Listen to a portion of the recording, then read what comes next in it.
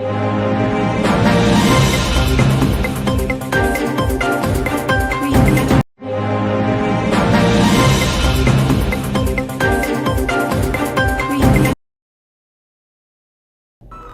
మిత్రులారా, welcome to న్యూస్9 TV.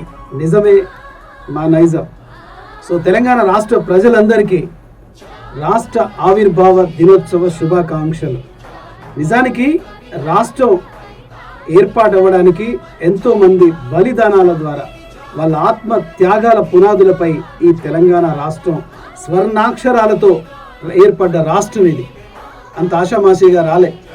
ఎంతోమంది ప్రాణత్యాగం చేస్తే కానీ, పోరాటాలు చేస్తే కానీ తెలంగాణ ఉద్యమం, మలిదశ తెలంగాణ ఉద్యమం ఎంతోమంది ప్రాణాలను త్యాగం చేసేలా చేసింది. దీనికి ప్రధాన కారణం వలసాంధ్ర పెత్తనం, వలసాంధ్ర రాజకీయాలు, వారి స్వార్థ ప్రయోజనాలు.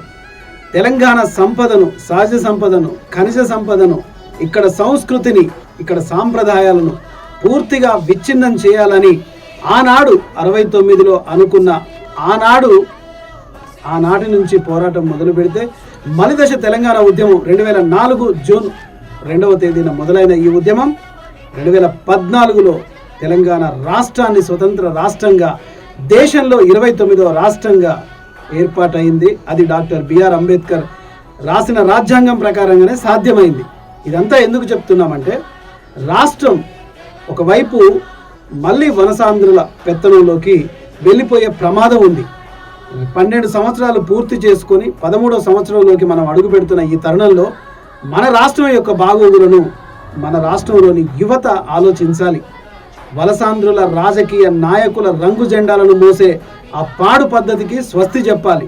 ఎందుకంటే తెలంగాణ సమస్తం పోరాట స్ఫూర్తితో, ఉద్యమ భావాలతో నిగురుగప్పిన నిప్పులా ఉంటుంది. నిప్పును ముట్టుకోకు, అది కాలి బూడిదైపోతావు. మండే కొలిమిలో దూకాలను చూడకు, మాడి మస్సైపోతావు అంటూ తెలంగాణ సమాజం వలసాంధ్ర రాజకీయ నాయకులకు ఒక హెచ్చరికను జారీ చేస్తూ తెలంగాణ రాష్ట్ర ప్రజలందరికీ రాష్ట్ర ఆవిర్భావ దినోత్సవ శుభాకాంక్షలు తెలుపుతూ, మన రాష్ట్రాన్ని కాపాడుకునే బాధ్యత నీది, నాది, మనందరిది.